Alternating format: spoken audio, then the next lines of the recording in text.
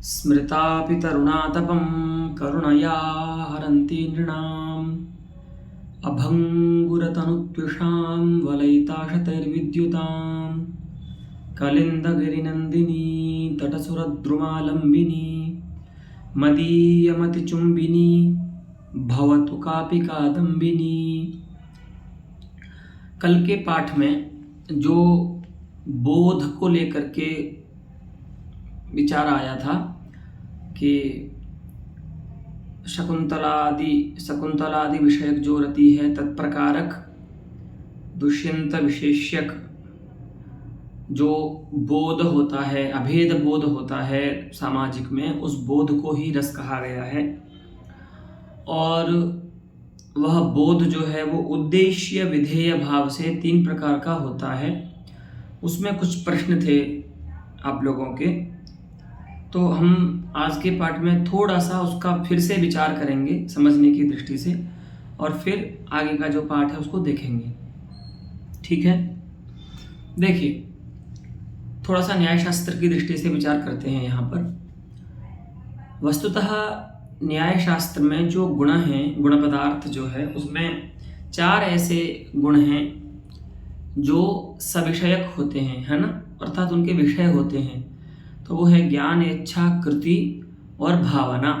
ठीक है, उसमें हम ज्ञान की बात कर रहे हैं अभी कि जो ज्ञान होता, क्योंकि वही बोला ना, जो ज्ञान होता है वही रस होता है। ठीक है, तो जो ज्ञान होता है उसका कोई ना कोई विषय होता है। ठीक है ना, सविषयक पदार्थ है ज्ञान। तो ज्ञान का जब विषय होगा, वो विषय जो है वो 3 प्रकार से हो सकते हैं। ठीक है, ज्ञान में जो भाषित होता है वो पदार्थ 3 प्रकार से भाषित होते हैं ज्ञान में। ठीक है, एक होता है ज्ञान में भाषित होने वाला पदार्थ जिसको बोलते हैं विशेष्य पदार्थ। ठीक है, जो प्रधान होता है ना, उस पदार्थ में विशेष्य रूप में भाषित होने वाले उस पदार्थ में कोई यदि विशेषण भी है तो उस विशेषण को बोलते हैं ज्ञान में प्रकार है वो। ठीक है, अभी हम उसका दृष्टांत देकर के भी बताएंगे आपको। और उस विशेषण में यदि कोई विशेषण है तो वो कहलाएगा विशेषणता का अवच्छेदक या प्रकारता का अवच्छेदक। अच्छा, चलिए पहले ये देखिए, विशेष्य हुआ एक ज्ञान में भाषित होने वाला विषय। दूसरा विषय हुआ उस विशेषण में जो, उस विशेष्य में जो विशेषण है। ठीक है, जैसे धीरः रामः। ठीक है, तो राम है, इस ज्ञान में ज्ञान हो रहा है धीरः रामः अस्ति इत्याकारक ज्ञान हुआ आपको। इस ज्ञान में राम है विशेष्य, और उन राम में धीरत्व जो गुण है वो है प्रकार, क्योंकि धीरत्व विशेषण है ना राम में, धैर्य जो है वो विशेषण है राम में। तो ज्ञान में विशेष्य में जो विशेषण होता है वह ज्ञान में प्रकार रूप में भाषित होता है। ठीक है, ये हुआ 2 विषय। एक बात आती है कि आपने जो विशेष्य और विशेषण 2 बताए, जैसे राम है विशेष्य और उसका विशेषण है धैर्य, तो विशेषण जो है वह किस संबंध से विशेषण बन रहा है, विशेष्य में किस संबंध से रहता है ना, विशेष्य में वो संबंध भी ज्ञान में भाषित होता है। उसको बोलते हैं हम संसर्ग। ठीक है, संसर्ग रूप विषय। तो ये 3 चीजें जो होती हैं ये भाषित होती हैं ज्ञान में विषय, है ना, विषय के रूप में। एक तो विशेष्य, एक उसमें जो विशेषण है वो प्रकार रूप में, और एक विशेष्य और विशेषण का जो संबंध है वो संसर्ग के रूप में ज्ञान में भाषित होता है। ठीक है, इसीलिए ये तीनों क्या हुए, ज्ञान के विषय हुए, है ना। जैसे हमने बोला धीरः रामः अस्ति, इस प्रकार का आपको ज्ञान हुआ। इस ज्ञान में विशेष्य है राम, प्रकार है धैर्य, और धैर्य जो है वो राम में किस संबंध से रहेगा, तो कहें धैर्य है गुण। तो जो गुण होते हैं वो द्रव्य में समवाय संबंध से रहते हैं, तो संसर्ग हो जाएगा यहाँ पर समवाय। ठीक है, विशेष्य और विशेषण के मध्य में जो संबंध है, संसर्ग है, वो हो जाएगा समवाय। ठीक है, तो ये ज्ञान क्या हो जाएगा, राम विशेष्यक, धैर्य प्रकारक और समवाय संसर्गक, ऐसा बोलेंगे इस ज्ञान को अब। ठीक है, ठीक है, तो अब ये 3 हो गए विषय, तो ज्ञान की विषयताएं भी कितनी हो जाएंगी? 3। ठीक है, सब में एक एक विषयता रहेगी। जो विषय हैं ज्ञान के, वो विषयताएं जो 3 हैं, उनके 3 विषयताओं के भेद हैं: विशेष्यता रूप विषयता, प्रकारता रूप विषयता और संसर्गता रूप विषयता। ठीक है, तो अब जिसमें ये देखना है कि विशेष्य में जो धर्म, अब विशेष्यता किस में रहेगी? विशेष्य में रहेगी। संसर्गता किस में रहेगी? संसर्ग में रहेगी। और प्रकारता किस में रहेगी? तो प्रकार में रहेगी। ठीक है, तो इस ज्ञान में आप देखिए कौन है विशेष्य? तो राम है, तो विशेष्यता राम में रही। ठीक है, उस विशेष्यता का अवच्छेदक रामत्व हो जाएगा अभी तो। ठीक है, और जो है प्रकारता है वो रहेगी धैर्य में, है ना। तो धीरत्वत्व जो है वहां पर वो हो जाएगा प्रकारता का अवच्छेदक, जो उसका स्वगत धर्म है ना, गुण का, धैर्य गुण का जो अपना धर्म है उसका जो सामान्य है वो हो जाएगा प्रकारता का अवच्छेदक। ऐसे ही संसर्गता का अवच्छेदक भी हो जाएगा। अब देखिए, तो एक तो ये हुआ कि जब प्रकार केवल विशुद्ध कहा गया हो, किसी अन्य धर्म के धर्मी के रूप में उसको नहीं कहा गया हो, तब तो स्वगत धर्म ही प्रकारता का अवच्छेदक हो जाएगा। जैसे हमने ये बोला, ऐसे ही एक ज्ञान है शुक्लो घटः, तो यहाँ पर शुक्ल गुण है जो प्रकार है, उसमें जो शुक्लत्व है वो हो जाएगा प्रकारता का अवच्छेदक, जो शुक्लत्व जाती है। अभी मान लीजिए हमने ऐसा बोल दिया कि मधुराक्षरः रामः, है ना, क्या बोला हमने? मधुराक्षरः रामः अस्ति। भगवान राम के जो अक्षर हैं, भगवान जो बोलते हैं वो मधुर हैं। तो अब ध्यान दीजिए, अक्षर जो है शब्द जो है वो किस में विशेषण है? राम में। ठीक है, लेकिन उस अक्षर में भी विशेषण कौन है? माधुर्य है ना। अक्षर में भी विशेषण है माधुर्य। ठीक है, तो यहां पर अक्षरनिष्ठ जो प्रकारता है, अब यहां पर भी ज्ञान तो वही होगा, राम विशेष्यक, अक्षर प्रकारक और समवाय संसर्ग, क्योंकि ये भी द्रव्य और गुण है तो समवाय संबंध से रहेंगे। लेकिन यहां पर ये देखिए कि अक्षर में जो विशेषण रह रहा है ना, मधुरत्व, मधुरता या माधुर्य, है ना, वो विशेषण किसका है? तो वो अक्षर का विशेषण है ना, वो अक्षर में रह रहा है माधुर्य। तो अक्षरनिष्ठ जो प्रकारता है ना, उसका अवच्छेदक कौन हो जाएगा? अब अक्षरत्व नहीं होगा, माने हम उसको अक्षरत्वेन रूपेण प्रकार नहीं बना रहे हैं। कहां पर? राम में। हम उसको माधुर्य रूपेण प्रकार बना रहे हैं अक्षर को। कहां पर? राम में। इसीलिए क्या बोलेंगे अब कि प्रकारता का अवच्छेदक अक्षरत्व नहीं है, प्रकारता का अवच्छेदक क्या है? माधुर्य है ना। तो माधुर्यावच्छिन्न प्रकारता निरूपित विशेष्यता किसमें रहेगी? राम में। ठीक है, माधुर्यावच्छिन्न प्रकारता किसमें रहेगी? अक्षर में। तन्निरूपित विशेषता किसमें रहेगी? राम में, है ना। इस प्रकार से ज्ञान के जो विषय होते हैं उनका विचार करना चाहिए। ठीक है, तो ये आपने देखा यहां पर। ठीक है, तो ये जो और ये जो विशेष्यता होती है उसी को धर्मिता कहते हैं, लेकिन धर्मिता हर कोई विशेष्यता नहीं हो सकती। ठीक है, धर्मिता वो विशेष्यता होती है जो सावच्छिन्ना होती है ना, किसी ना किसी धर्म से अवच्छिन्न होती है। ठीक है, अयं घटः, यहां पर जो घट है ना वो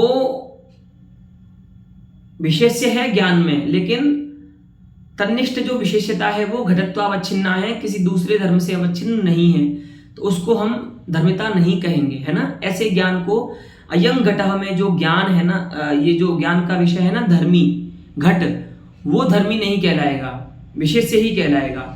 लेकिन अगर ऐसा बोलेंगे शुक्लो घटः पीतो घटः तो धर्मी हो जाएगा, क्योंकि वहां पर वो जो प्रकार बन रहा है ना उसमें, है ना।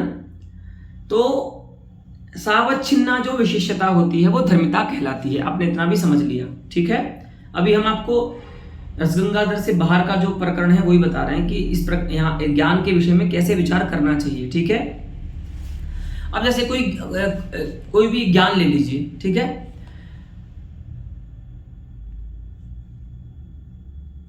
सुंदराकृति दुष्यंतः अस्ति, अयम सुंदराकृति दुष्यंतः अस्ति। तो दुष्यंत विशेष्य हो गया, आकृति है प्रकार हो गई दुष्यंत में, वो क्योंकि दुष्यंत में विशेषण है आकृति। ठीक है, और आकृति में सौंदर्य विशेषण है ना। विचार कीजिए, ज्ञान में विशेष्य कौन है, मुख्य विशेष्य दुष्यंत है। उस दुष्यंत में विशेषण कौन है, आकृति है। ठीक है, उस आकृति में विशेषण कौन है, सौंदर्य है, सुंदरत्व है। तो विशेषता किसमें रहेगी, ज्ञान, इसमें दुष्यंत में ज्ञान की विशेषता किसमें रहेगी, ज्ञान में विशेष्य कौन बन रहा है, दुष्यंत। और दुष्यंत में विशेषण कौन है, प्रकार कौन है, तो वो है आकृति। विशेषण को ही प्रकार बोलते हैं, जो विशेष्य में विशेषण होता है उसको प्रकार बोलते हैं। तो प्रकार कौन है, आकृति। तो प्रकारता किसमें रहेगी, आकृति में रहेगी। अब उस प्रकारता का अवच्छेदक आकृतित्व को माने क्या, बोले नहीं, क्योंकि यहां पर तदन्य धर्म पुरस्कार से आकृति की उपस्थिति हो रही है। वो कौन सा धर्म है, सौंदर्य है।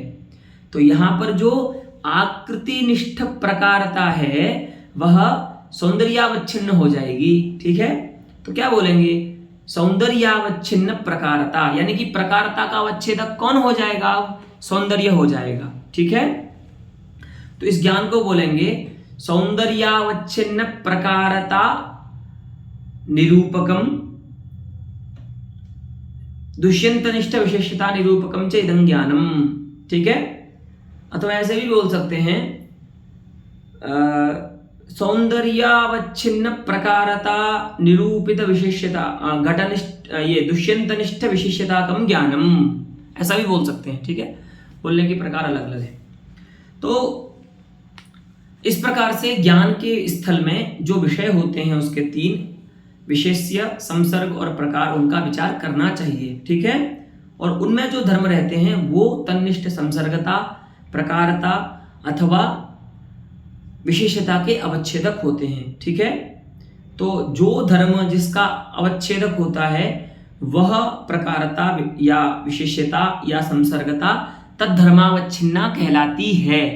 ठीक है, अब हम विचार करते हैं जो हमारे ज्ञान थे ना तीन, बोध जो तीन प्रकार का था उस पर विचार करते हैं। उस जो प्रकृत जो हमारा विषय था, देखिए पहला क्या प्रकार बताया था इन्होंने, हाँ, दुष्यंतत्व धर्मितावच्छेदक शकुंतलादि विषयक रतिवैशिष्ट्यावगाही इदं ज्ञानम, यानी कि दुष्यंतो हम शकुंतला विषयक रतिमान इत्याकारक जो ज्ञान हुआ था। ठीक है, अब देखिए इसमें क्या हो रहा है, पहले जो दुष्यंत तत्व है ना वो इस ज्ञान में जो धर्मी है ना, अब ज्ञान का आकार देखिए, दुष्यंतो हम, सामाजिक को हो रहा है ये ज्ञान, दुष्यंतो हम शकुंतला विषयक रतिमान इत्याकारक ज्ञान हो रहा है। इस ज्ञान में विशेष्य कौन है, अहम पदार्थ। विशेष्य कौन है, अहम पदार्थ, यानी कि सामाजिक। ठीक है, उस विशेष्य पदार्थ की उपस्थिति लेकिन किस रूप में हो रही है, दुष्यंतत्वेन हो रही है, चैत्र मित्रत्वादिना नहीं हो रही है ना। तो उस, अब वो धर्मी है, अहम पदार्थ जो है वो धर्मी है, विशेष्य है, तो उसमें रहने वाली धर्मिता या विशेष्यता किन धर्मावच्छिन्ना होगी, तो कह रहे हैं वो होगी दुष्यंतत्वावच्छिन्ना। ठीक है, तो पहले मत में दुष्यंतत्व का भान कहाँ हो रहा है, अहम पदार्थ जो है ज्ञान में, मुख्य विशेष्य जो है आत्मा सामाजिक, उसमें हो रहा है। ठीक है, फिर उस दुष्यंतत्व विशिष्ट आत्मा में रति के संबंध का ज्ञान होता है, शकुंतला विषयक जो रति है वो रति का ज्ञान होता है। ठीक है, तो दुष्यंत तत्व जो है वह पहले विशेषण बनेगा आत्मा में, ठीक है। तद विशिष्ट आत्मा में फिर जो प्रकार है रति उसका ज्ञान होगा। इस प्रकार से पहला ज्ञान का जो पहला स्वरूप है उसका निर्वचन किया जाना चाहिए, ठीक है। तो वो अब उस ज्ञान को बोलेंगे कैसे, तो बोलेंगे रतिनिष्ठ प्रकारता निरूपित विशेषतावच्छेदकम यद दुष्यंतत्वम तद्वान अहम, ऐसा ज्ञान होगा, है ना। माने रति है प्रकार, ठीक है, और उस प्रकार में रहने वाली जो प्रकारता है रति में, उस प्रकारता से निरूपित जो विशेषता है वो किस में आएगी, सामाजिक में आएगी। उस विशेषता का अवच्छेदक जो दुष्यंत तत्व है, ठीक है, तद्वान सामाजिक बन जाता है। ये होगा पहले मत का व्याख्यान। अब द्वितीय मत का व्याख्यान देखिए।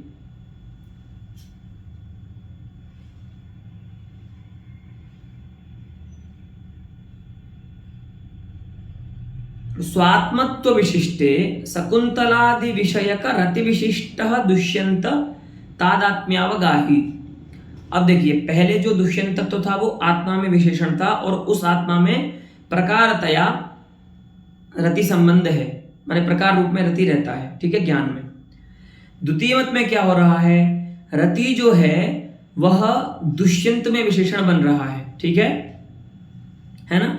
तो रति विशिष्ट कौन हो जाएगा, दुष्यंत, ठीक है। वो रति विशिष्ट जो दुष्यंत है उसका जो तादात्म्य है, उस वह तादात्म्य रहेगा किसमें, अब आत्मा में, ठीक है। ये ज्ञान इसमें, ये द्वितीय ज्ञान में ये भेद है। पहले ज्ञान में क्या था, रति जो है वो आत्मा में ज्ञान में प्रकार रूप में भाषित हो रहा था और दुष्यंत तत्व जो है वो अलग भाषित हो रहा था। लेकिन अब क्या हो रहा है, रति जो है वो विशेषण बन रहा है पहले दुष्यंत में, फिर उस दुष्यंत का जो तादात्म्य है वो ज्ञान में विषय बन रहा है, ठीक है। यानी कि अब रति का साक्षात संबंध नहीं है ज्ञान में, ठीक है। रति अब किसके द्वारा अन्वित हो रही है ज्ञान में, दुष्यंत के द्वारा, है ना। तो रति विशिष्ट दुष्यंत तत्तादात्म्य विषयकम इदम ज्ञानम अस्ति, जो द्वितीय ज्ञान है, ठीक है। तो रतिनिष्ठ प्रकारता निरूपिता या विशेषता कुत्र अस्ति इदानीम आत्मनि नास्ति, कहां पर रहेगी, दुष्यंत में रहेगी, है ना, क्योंकि उस रति के प्रति दुष्यंत विशेष्य है पहले द्वितीय मत में, तो विशेषता दुष्यंत में आएगी, है ना। और दुष्यंत निष्ठ प्रकारता निरूपिता जो विशेषता है वो आएगी आत्मा में। अब ध्यान दीजिए, हमने आपको जो एक ज्ञान बताया था ना, मधुराक्षरः रामः, ठीक है, यहां पर ध्यान दीजिए तो समझ में जल्दी आएगा। मधुराक्षरः रामः में क्या है, माधुर्य को यदि हम प्रकार बनाते हैं तो तन्निरूपित विशेषता किसमें रहेगी, अक्षर में रहेगी, क्योंकि माधुर्य जो है वो सीधा राम में विशेषण नहीं है, मुख्य जो विशेष्य है ज्ञान में उसमें विशेषण नहीं है साक्षात, वो किसमें विशेषण है, अक्षर में विशेषण है माधुर्य जो है। तो माधुर्य निरूपित विशेषताशाली कौन होगा, यहां पर अक्षर होगा। फिर उस अक्षरनिष्ठ प्रकारता निरूपित विशेषतावान होगा राम। इस प्रकार से अन्वय कर रहे हैं, उसी प्रकार से ये द्वितीय मत जो है वहां पर समझना है। रति जो है वो विशेषण है दुष्यंत में, तो रतिनिष्ठ प्रकारता निरूपित विशेषतावान कौन होगा, दुष्यंत। फिर वो दुष्यंत जो है वो आत्मा में विशेषण बनेगा, ठीक है। तो वहां पर क्या बोलेंगे, रति विशिष्ट दुष्यंत निष्ठ प्रकारता निरूपित विशेष्यता वान सामाजिक अथवा आत्मा, ठीक है। तो ये द्वितीय ज्ञान का वैशिष्ट्य है प्रथम ज्ञान से, क्योंकि वहां पर रति जो है वो सीधा आत्मा में विशेषण था और यहां पर जो रति है ना, शकुंतला विषयक जो रति है वो आत्मा में विशेषण न बन के दुष्यंत में विशेषण बन रही है, ठीक है। और उस आत्मा में अब अवच्छेदक धर्म क्या है, पहले तो दुष्यंत तत्व था, लेकिन अब उस आत्मा में स्वात्मत्व है, ठीक है, जो अवच्छेदक है। माने अब देखिए, सामाजिक को अब जो ज्ञान हो रहा है ना, द्वितीय जो ज्ञान हो रहा है उसमें वो ज्ञान, उसको अपना ज्ञान दुष्यंत तत्वेन रूपेण नहीं हो रहा है, ठीक है। वो ज्ञान उसको चैत्र मित्रत्वादिना ही हो रहा है, माने तदात्मत्वेन रूपेण ही हो रहा है। ठीक है, तो ये पहले मत से द्वितीय मत में भेद है। पहले मत में जो ज्ञान हो रहा था उसमें विशेष्यतावच्छेदक धर्म दुष्यंत तत्व था, लेकिन द्वितीय मत में जो ज्ञान हो रहा है उस द्वितीय मत वाले ज्ञान में विशेष्यतावच्छेदक जो है वह स्वात्मत्व है, न कि दुष्यंतत्व है। ठीक है, अयम विशेषः द्वितीय बोधे। और तृतीय जो ज्ञान का स्वरूप था उसमें क्या था? स्वात्मत्व विशिष्टे दुष्यंतत्व शकुंतला विषयकरत्योः वैशिष्ट्यम अवगाहते। ठीक है, उस ज्ञान में, तृतीय ज्ञान में क्या है आप देखिए। पहला ज्ञान समझ में आ गया, द्वितीय ज्ञान भी समझ में आ गया। तृतीय ज्ञान में क्या होता है?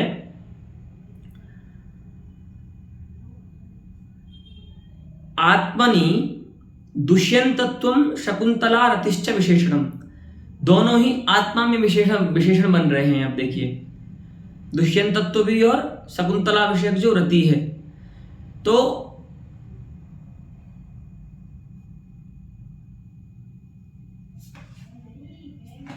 पहले क्या था? प्रथम मत में शकुंतला विषयक जो रति थी वो केवल प्रकार बन रही थी आत्मा में। द्वितीय मत में केवल दुष्यंत जो है वो प्रकार बन रहा है आत्मा में, है ना, रति विशिष्ट जो दुष्यंत है। लेकिन तृतीय मत ऐसा आया जिसमें दुष्यंत भी प्रकार बनेगा, दुष्यंतत्व, और शकुंतला विषयक रति भी प्रकार बनेगी। ठीक है,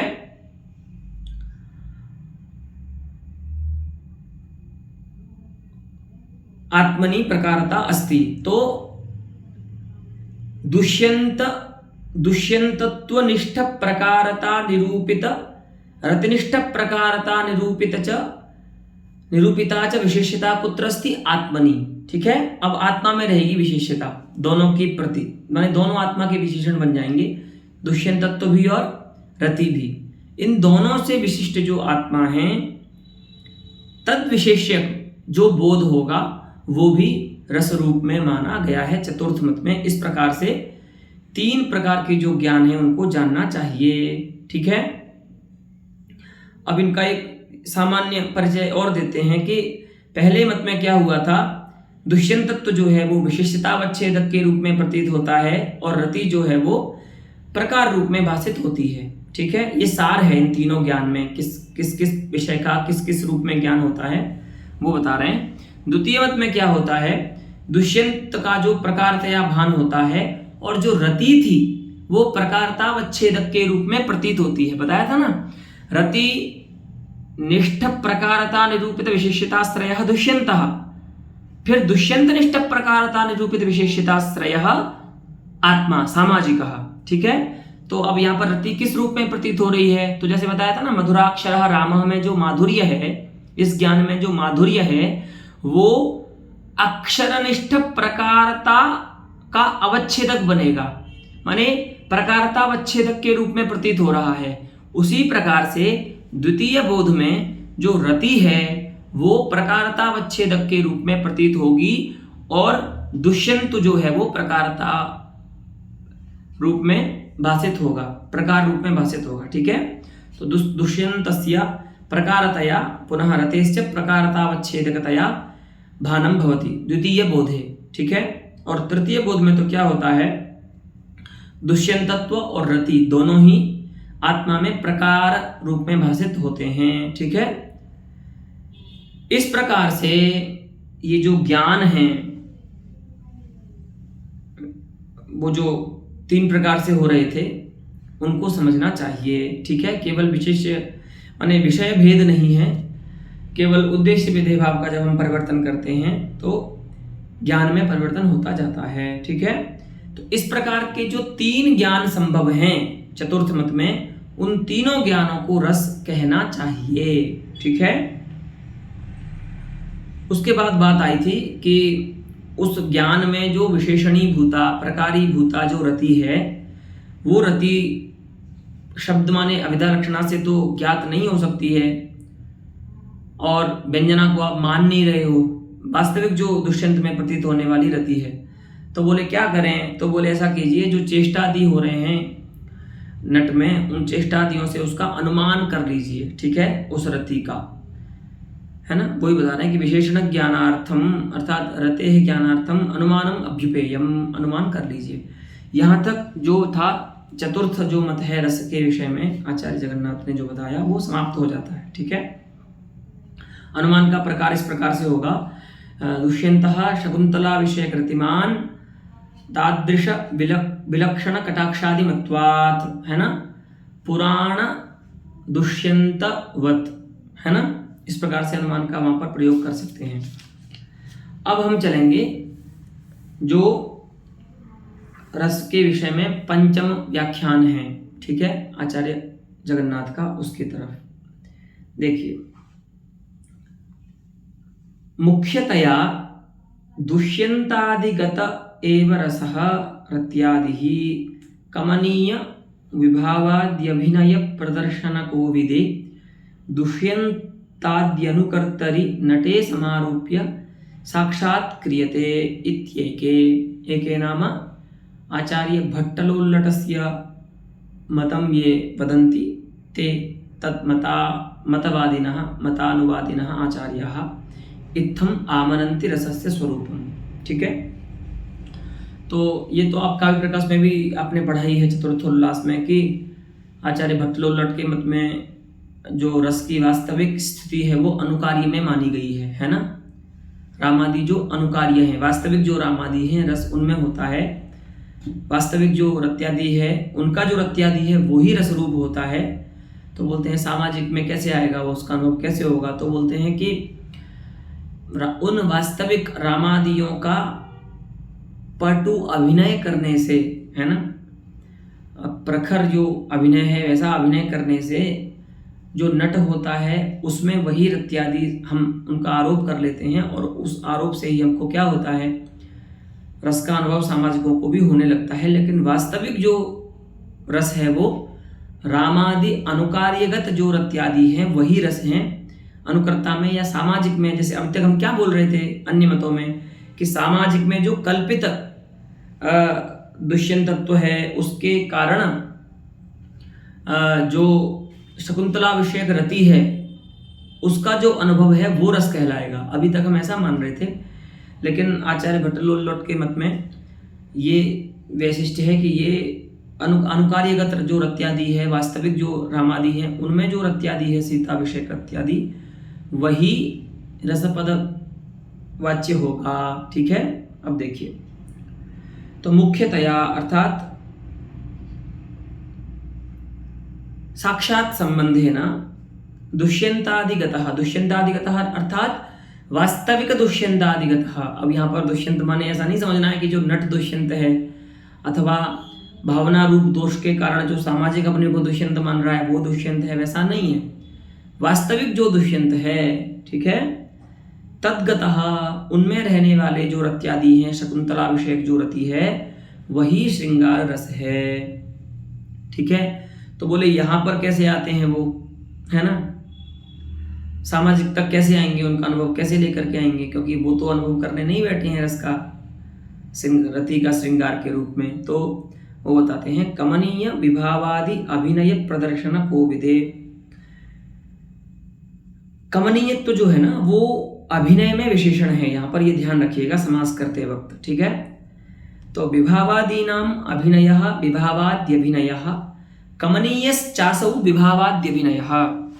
कमनीय है ना, मनोहर जो विभावादि का जो अभिनय है, ठीक है, उस अभिनय के प्रदर्शन में जो कोविद है, कोविद माने विद्वान पंडित, है ना, ऐसा नहीं कि इसको एक्टिंग नहीं आती है ना, ऐसा नहीं, अभिनय में जो प्रवीण है ऐसे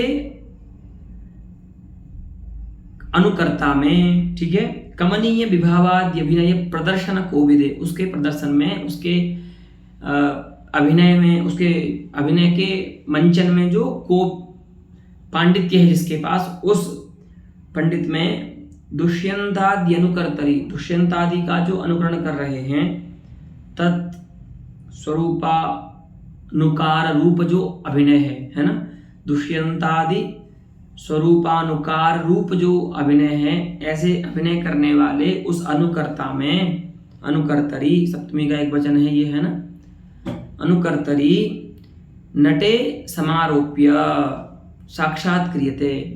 तो वो क्या होता है, वास्तविक जो रस है वो तो अनुकार्यगत जो रत्यादि है वही कहलाएगा, लेकिन अभिनय के बल से, है ना, अनुकर्ता वहीं पर उन रामादियों को ऐसा उपस्थित करा देता है, तो उस अनुकर्ता में उस रामादिगत, वास्तविक रामादिगत रत्यादि जो श्रृंगार रस रूप है उसका हम आरोप करते हैं, किसमें, अनुकर्ता में, और आरोप करके हम उसका अनुभव श्रृंगार रस के रूप में करते हैं। स एव, तो यहाँ पर दो बातें समझ लीजिए, वास्तविकः रसः कः यः रामादिगतः सीता विषयकः रत्यादिः, लेकिन उसका आरोप कहाँ किया जाता है, तो अनुकर्तरी समारोप्यमानः साक्षात क्रियते। वही जो वास्तविक रामादिगत रत्यादि है, जब वह अभिनय के पटुता के कारण अनुकर्ता में उसका आरोप किया जाता है, तो सामाजिक उसका रस रूप में अनुभव करते हैं, ठीक है, लेकिन वास्तविक उसकी सत्ता अनुकर्ता में नहीं होती है, ठीक है।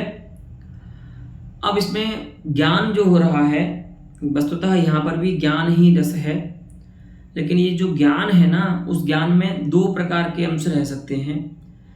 वह लौकिक भी है ज्ञान, और उसमें अलौकिक तत्व भी है, वो अलौकिक भी है, वो जो ज्ञान अनुमान रूप जो ज्ञान हो रहा है। कैसे है तो बता रहे हैं, देखिए, मतेस्मिन् साक्षात्कारः, साक्षात्कारो नाम ज्ञान विशेषः, है ना, इस मत में जो साक्षात्कार हो रहा है, जो ज्ञान हो रहा है, वो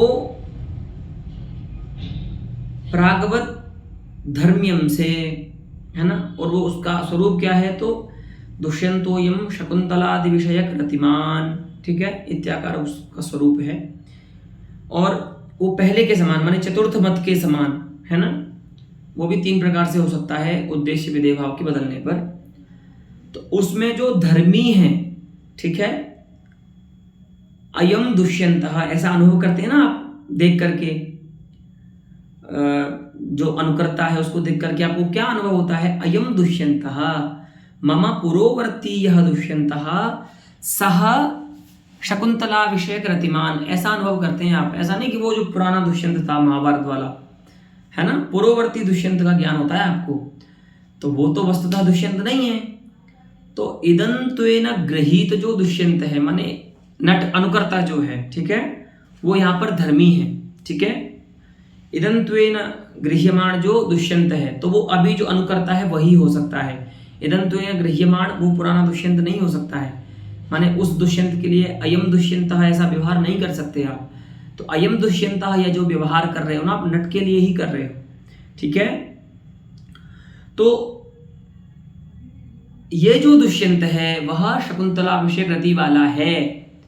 तो यहाँ पर ये जो दुष्यंत है, इस ज्ञान का जो विशेष है ना, वो धर्मी है, नट, ठीक है, क्योंकि इदंत प्रकारक जो ज्ञान है, उस ज्ञान का विषय पूरा जो पौराणिक दुष्यंत है वो नहीं बन सकता आप, क्योंकि वो नहीं है उपस्थित। जो नट है दुष्यंत के रूप में वही बन सकता है, ठीक है।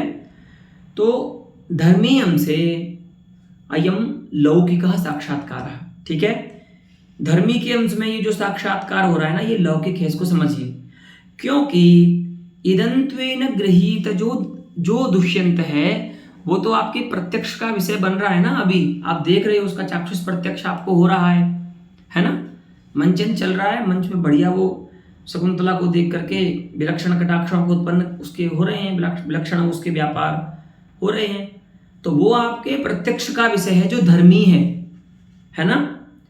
तो धर्मी अंश में ये जो साक्षात्कार है, दुष्यंतोयम शकुंतला विषय रतिमान, है ना, धर्मी अंश में, यानी कि इदंत्वेन गृहीत जो नट है वो धर्मी है, उसकी दृष्टि से ये जो साक्षात्कार है वो लौकिक है, क्योंकि वो आपके प्रत्यक्ष का विषय बन रहा है अभी जो नट है, ठीक है। लेकिन जो आरोप्यमाण जो है जिसका आरोप किया जा रहा है, आरोप्य जो है वो तो इदंत्व ज्ञान का विषय नहीं बन सकता, इदंत्व प्रकारक ज्ञान का, उसका तो ग्रहण इदंतत्व नहीं हो सकता। अयम दुष्यंत है उसके लिए तो नहीं बोल सकते ऐसा। तो वो जो साक्षात्कार का वो होगा, वो साक्षात्कार अलौकिक होगा, क्योंकि उसका प्रत्यक्ष आपको नहीं हो रहा है। तो आरोप्य अंश में ये जो साक्षात्कार है वो अलौकिक होगा, और धर्मी अंश में, ठीक है, ये जो साक्षात्कार है अयम पदार्थ बोध्य जो धर्मी है, उस अंश में ये जो साक्षात्कार है वो लौकिक होगा, क्योंकि अंतर यही है। धर्मी का आपको प्रत्यक्ष हो रहा है, धर्मी माने जो नट है, दुष्यंत का अनुकरण जो कर रहा है, उसका क्योंकि आपको प्रत्यक्ष हो रहा है तो वो लौकिक साक्षात्कार है। और दुष्यंत जो है, आरोपी जो अंश है इसके साक्षात्कार में दुष्यंत, उसका तो आपको प्रत्यक्ष नहीं हो रहा है वास्तविक दुष्यंत का, तो उस आरोपी अंश से ये जो साक्षात्कार है वह अलौकिक रहेगा, क्योंकि वह आपके प्रत्यक्ष का विषय नहीं बन रहा है। ठीक है, तो ये भी इस मत की विशेषता है कि यहाँ पर साक्षात्कार जो होता है उसमें लौकिक, वह लौकिक भी होता है और अलौकिक भी होता है। बस ये है कि धर्मी अंश से वो लौकिक होगा साक्षात्कार, क्योंकि जो धर्मी है, नट है, वो सामाजिक के प्रत्यक्ष का विषय बनता है। और यह जो आरोप्य है, आरोप्यमान जो दुष्यंत है, वास्तविक दुष्यंत, उसका प्रत्यक्ष तो नहीं होता सामाजिक को, तो उस अंश से यह जो साक्षात्कार है वह अलौकिक कहलाएगा। ठीक है, अब अत्रैव अयमपि सिद्धांतः यह अस्ति रसविषयकः सः पूर्णतां गच्छति आचार्य भट्टलोलटस्य यद अभिमतमस्ति। अब षष्ठ व्याख्यान प्रारंभ हो रहा है यहाँ से। ठीक है, आप गिनती रखिएगा, ये बताते रहेंगे बीच बीच स्वयं भी। तो चतुर्थ व्याख्यान का विस्तार से निरूपण किया, पंचम व्याख्यान तो ज़्यादा विस्तार नहीं किया उसका, क्योंकि उसमें विचारापेक्ष तत्व नहीं है इतने। और अब षष्ठ मत आ रहा है जो कि आचार्य श्री शंकुक का मत है। यह भी आचार्य रससूत्र के प्रसिद्ध व्याख्याता हैं, और इनका जो मत है वो अनुमितिवाद के नाम से बहुख्यात है। ठीक है, आचार्य अभिनव गुप्त भी उनकी मत का निरूपण तो करते ही हैं, और आचार्य बम्मट भी काव्य प्रकाश में इनके मत का निरूपण करते हैं, भले ही खंडनीयतया करते हैं, लेकिन वो वहाँ पर इन्होंने अनुमितिवाद का निरूपण किया है। तो वही अनुमितिवाद जो सिद्धांत है रससूत्र का, उसका व्याख्यान अब यहाँ पर आचार्य जगन्नाथ कर रहे हैं। देखिए, ये भी व्यंजना को नहीं मानते हैं ना, तो इनको भी अनुमिति का ही आश्रय लेना होगा, लेकिन ये अलग प्रकार से अनुमिति का आश्रय लेंगे। ठीक है, देखिए, दुष्यंतादिगतः रत्यादिहि नटे पक्षे। अब ये क्या करेंगे, अनुमिति जो होती है ना, वस्तुतः उसमें कोई पक्ष होता है ना, जहाँ पर आपको साध्य का संशय होता है। ठीक है, उसको बोलते हैं पक्ष, है ना। तो दुष्यंतादिगतः रत्यादिहि नटे पक्षे माने दुष्यंतत्वेन गृहीते। ठीक है, दुष्यंतत्वेन गृहीत जो नट है, अब वो दुष्यंतत्वेन गृहीत क्यों है, तो तदस्ति तस्य अभिनव पाटवम, वह उसका अभिनव में उसकी पटुता है जिसके कारण सामाजिक को वह दुष्यंतत्वेन गृहीत होता है। अयम दुष्यंतः इत्याकारक ज्ञान होता है उसको देख करके। ठीक है, मान लीजिए कोई मुकेश सुरेश कोई व्यक्ति है जो दुष्यंत का अभिनय कर रहा है, तो यद्यपि कोई उसको मुकेश के रूप में भी जानता होगा, लेकिन वहां पर उसको देख करके मंच पे उसको यह मुकेश है ऐसा ज्ञान नहीं होता। क्या ज्ञान होता है, अयम दुष्यंतः, है ना। हम भी देखते हैं मूवी में अक्षय कुमार आता है, कभी कोई आता है, तो वहाँ पर हम ऐसा नहीं बोलते कि अक्षय कुमार है। मूवी में जो उसका किरदार होता है उस फिल्म में, वही व्यवहार हम उसके प्रति करते हैं। ठीक है, कि अब वो व्यक्ति आएगा, है ना, ऐसा नहीं बोलते कि अभी अक्षय कुमार आएगा। तो तद्धर्मतया गृहीते। ठीक है, अब वो ऐसा क्यों होता है, क्योंकि वो उसने अभिनय इतना प्रकृष्ट किया है कि हमको उसमें से उसका जो स्वरूप ज्ञान है वो समाप्त हो जाता है, और दुष्यंत जो है उसका हमको ज्ञान उस व्यक्ति में होने लगता है। ठीक है, तो दुष्यंतत्वेन गृहीत माने ज्ञात जो नट है, अनुकर्ता है, उस अनुकर्ता को बनाया जाता है पक्ष। ठीक है, उसमें कोई अनुमिति करनी होगी। अब जैसे वन्य अनुमिति जब हम करते हैं बहुधा न्याय शास्त्र में, उसको हम देखते हैं पर्वतोयम वन्यमान धूमात, है ना। तो वन्य विषयक जो अनुमिति है वो हमको करनी है, तो पक्ष बनाते हैं हम पर्वत को, है ना, जहाँ पर संदिग्ध है वन्य, और वहाँ पर धूम प्रत्यक्ष से माने धूम के पक्ष धर्मता ज्ञान से हम व्यक्ति स्मरण आदि करके फिर वहाँ पर हम अनुमिति करते हैं वन्य की। कहाँ पर करते हैं, तो पक्ष में करते हैं, पर्वत में करते हैं। ऐसे ही यहाँ पर काव्यानुमिति होगी तो वहाँ पर कोई पक्ष चाहिए पहले अनुमिति के लिए, माने जहाँ पर आपको कुछ भी अनुमान करना है किसी भी अर्थ का, ऐसा कोई एक स्थल बताइए। तो वो स्थल क्या है, तो वो स्थल है नट। ठीक है, जो कि दुष्यंत के रूप में हमको ज्ञात हो रहा है अब। ठीक है, देखिए दुष्यंतादिगतः रत्यादि ही, वस्तुतः जो रत्यादि हैं वो तो दुष्यंतादि में ही हैं, लेकिन तद्रूपेण ज्ञाते, है ना, नटे अनुकर्तरि अपि तस्य दुष्यंतादिगतस्य रत्यादेः ज्ञानम भवति। अब वो ज्ञान किम रूप होता है वो बताएंगे आगे। ठीक है, तो सबसे पहले उसको पक्ष बनाइए, है ना, वो जो आपका नट है उसको पक्ष बनाइए। उसको पक्ष बनाने के बाद विभावादिभिः कृत्रिमैरपि अकृत्रिमतया गृहीतैः, है ना, यद्यपि वो जो शकुंतलादि विभाव हैं, है ना, अभी आपको दुष्यंत मिल गया, ठीक है, नट। अब उस तन्निष्ठ रति के प्रति जो आलंबन है वो कौन है, तो शकुंतला है। अब वो शकुंतला भी तो कृत्रिम है, ऐसा थोड़ी नहीं है कि केवल दुष्यंत ही नकली है शकुंतला असली है ना। शकुंतला भी कैसी है, कृत्रिम है, लेकिन अकृत्रिमतया गृहीतैः विभावादिभिः, तो ये आदिपद से उद्दीपन और अनुभाव संचारी आदि को भी ले लेंगे। ठीक है, शकुंतला के चेहरे पर जो स्मित है वो भी कृत्रिम ही है, उसको देख करके दुष्यंत के चेहरे पर जो प्रसन्नता है वो भी कृत्रिम है ना। वास्तव में तो इन दोनों की लड़ाई चल रही है मंच से बाहर, तो लेकिन फिर भी ये यहाँ पर इस लड़की को देख करके हंस रहा है नायक।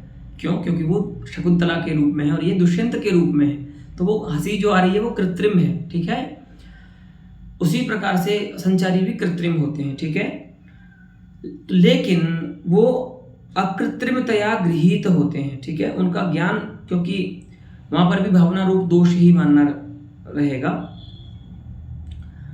तो अकृत्रिमतया गृहीत ही। ठीक है,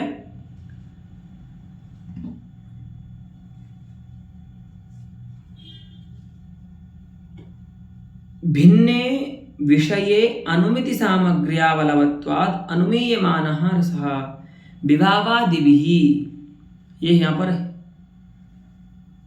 तृतीया है। ठीक है, कर्ता में तृतीया है। विभावादिभिः अनुमीयमानः, उन विभावादियों के द्वारा अनुमान किया जाता है। ठीक है, किसका अनुमान किया जाता है, तो रत्यादि का अनुमान किया जाता है। ठीक है, कहाँ पर किया जाता है अनुमान, तो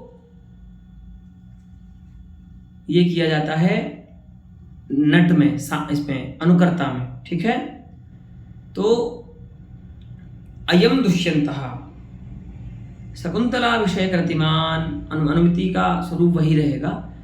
तादृश विलक्षण कटाक्षादि मत्वात् पुराण दुष्यंत इव, पुराण दुष्यंतवत् इस प्रकार से। ठीक है, तो यहाँ तक तो समझ में आया कि दुष्यंतादि, वास्तविक दुष्यंतादिनिष्ठ जो रति है, जब वह रति नट में अनुमित होती है, नट में उसका अनुमान किया जाता है, तो वह अनुमीयमान, नट में अनुमीयमान जो रत्यादि है वह ही रत्यादि रस कहलाता है। ठीक है, तो पूर्व मत की अपेक्षा यहाँ पर क्या है विशेष, कि ये अनुकर्ता में ले आए रस को। ठीक है, अनुकर्ता में जो अनुमीयमान है वो रस है।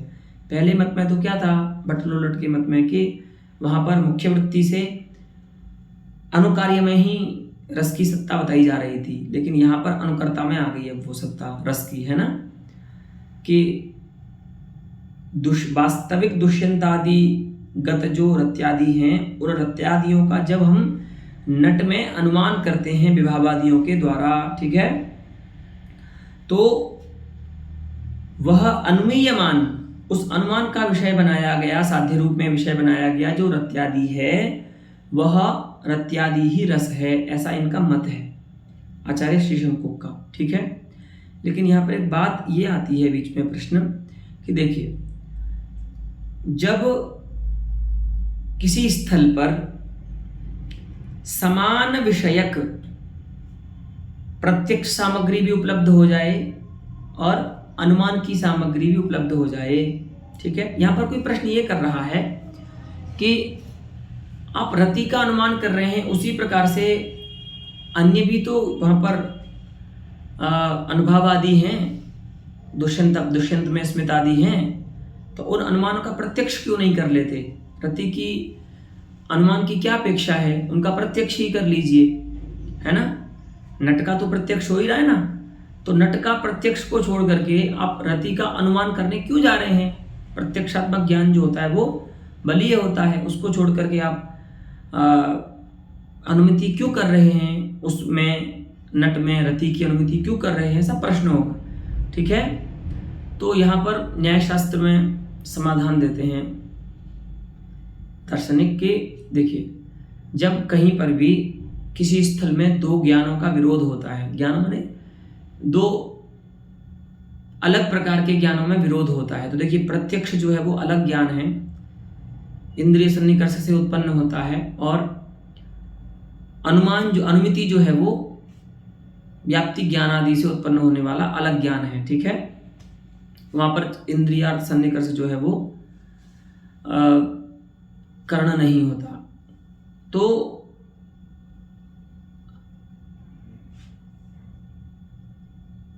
इसमें दो बातें हैं।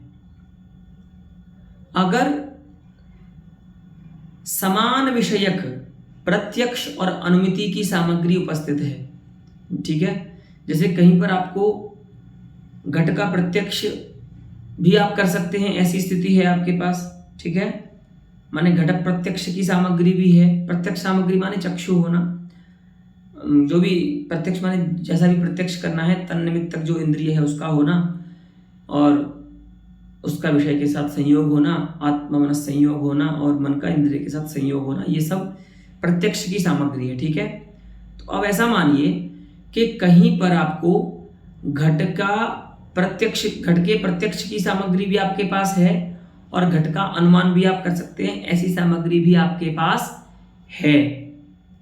वहां पर प्रत्यक्ष सामग्री जो होती है वो बलीय होती है, बलवती होती है, तो वहां पर अनुमान की जो सामग्री है उसका बाध हो जाता है और प्रत्यक्ष ही होता है। ये समान विषय की स्थिति है, जब कहीं पर एक ही विषय में अनुमिति भी प्रसक्त हो रही हो और प्रत्यक्ष भी प्रसक्त हो रहा हो, ठीक है, एक ही विषय के लिए, है ना। तो जैसे आपने यहाँ देखा, घट का ही ज्ञान कराने के लिए अनुमान सामग्री भी है और प्रत्यक्ष सामग्री भी है। तो ऐसी स्थिति में प्रत्यक्ष सामग्री जो होती है वह अनुमान की सामग्री का प्रतिबंध कर देती है, प्रतिबंधिका हो जाती है, तो वहां पर फिर प्रत्यक्ष ही होता है। लेकिन यदि विषय भिन्न हो, प्रत्यक्ष का विषय भिन्न हो, अनुमान का विषय भिन्न हो, तो वहां पर जो अनुमिति सामग्री, अनुमान की जो सामग्री होती है ना, वो बलवती होती है और वो प्रत्यक्ष की प्रतिबंधिका हो जाती है, ठीक है। तो यहां पर यही स्थिति है। अभी जो ये प्रश्न हुआ ना कि नट का प्रत्यक्ष कर लीजिए, नट में आपको रति का अनुमान क्यों करना है, शकुंतला विषय रति का अनुमान क्यों करना है, तो वही बता रहे हैं कि भिन्ने विषये वस्तुतः प्रत्यक्षस्य विषयः अन्यः अस्ति, अनुमानस्य च विषयः अन्यः अस्ति, ठीक है। स्वयं प्रश्नकर्ता ही बोल रहा है ना, नट का प्रत्यक्ष कर लीजिए, तो प्रत्यक्ष का विषय जो है वो तो नट है ना, और अनुमान का विषय जो है वो रत्यादि है, शकुंतला विषय जो रति है वो अनुमान का विषय है। तो यहाँ पर प्रत्यक्ष विषय जो है वो नट है, जो कि अलग है, और अनुमिति का जो विषय है वो है शकुंतला विषयक रति। तो भिन्न विषय होने से, एक ही स्थल में विषय भिन्न होने से जो अनुमिति सामग्री होती है वो बलवती होती है और वो प्रत्यक्ष सामग्री का बाध कर देती है। ठीक है, ये आप ध्यान से समझ लीजिएगा। यदि समान विषय हों एक स्थल में ज्ञान के और वहां पर प्रत्यक्ष सामग्री अनुमान सामग्री दोनों उपस्थित हों, तो प्रत्यक्ष सामग्री जो होती है वह अनुमान की सामग्री की प्रतिबंधिका हो जाती है। लेकिन अगर एक ही स्थल में भिन्न विषयक प्रत्यक्ष की सामग्री है और भिन्न विषयक अनुमान की सामग्री है, तो वहां पर जो अनुमान सामग्री है वह प्रत्यक्ष सामग्री की प्रतिबंधिका हो जाती है और वहां पर अनुमिति ही होती है। ये नियम है। अब आइए प्रकृति में। तो यहां पर प्रत्यक्ष विषय जो है वो है नट। ठीक है, और अनुमान का विषय जो बन रहा है वो है शकुंतला विषयक रति। तो यहां पर जो एक ही स्थल में जो विषय हैं अनुमिति और प्रत्यक्ष के, वो दोनों अलग हैं। तो विषय में भेद होने के कारण अनुमिति सामग्र्याः बलवत्वात्, अनुमिति सामग्री जो है वो बलवती हो जाएगी और बलवती होने के कारण यहाँ पर अनुमान ही होगा।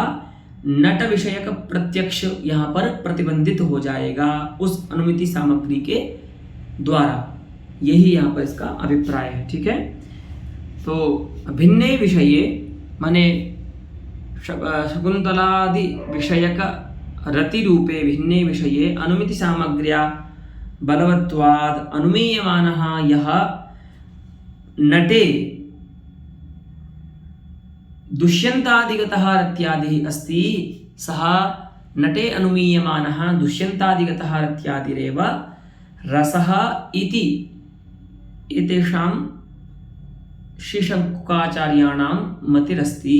ठीक है, और ये षष्ठ मत है इस रस व्याख्यान श्रृंखला में आचार्य जगन्नाथ जो कर रहे हैं उसमें। ठीक है, इत्यपरे तदग्रे किमस्ति।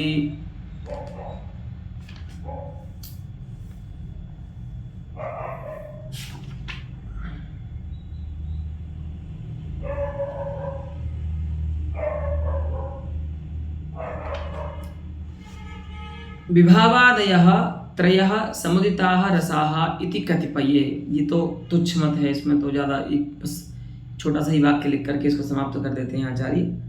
ये सप्तम मत है रस व्याख्यान में कि जो विभावादि तीन हैं, तो विभावादि त्रिक क्या है? विभाव, अनुभाव, व्यभिचारी, यही मिलकर के रस रूपता को प्राप्त करते हैं। ठीक है, तो यहाँ पर तो ऐसा प्रतीत होता है कि रस सूत्र का भी विरोध हो रहा है, क्योंकि रस सूत्र में भी क्या है, भरत मुनि का जो रस सूत्र है वो क्या है कि विभावानुभाव व्यभिचारी संयोगात रस निष्पत्ति ही, इनके संयोग से रस निष्पत्ति होती है। तो इसका मतलब इनसे पृथक कोई रस पदार्थ है ना। लेकिन कहीं पर आचार्य जगन्नाथ ने ऐसा कोई देखा होगा मत जिसके लिए उन्होंने यहाँ पर उसको निरूपण किया, लेकिन ये बहुत श्रद्धेय नहीं है, इसीलिए इसको एक वाक्य में, वो भी छोटा सा वाक्य में इसको कह करके समाप्त कर रहे हैं कि विभावादि त्रयः ये सन्ति विभावानुभाव व्यभिचारिणः त एव समुदिताः सन्तः रस पदवाच्यतां बिभ्रति। जब वही समुदित हो जाते हैं तो उन्हीं को रस कहा जाता है, ऐसा किसी आचार्य का मत है। ठीक है, पुनः तथैव एकः अपरोपि सिद्धान्तः अस्ति, त्रिषु य एव चमत्कारी स एव रसः अन्यथा तु त्रयोपि न।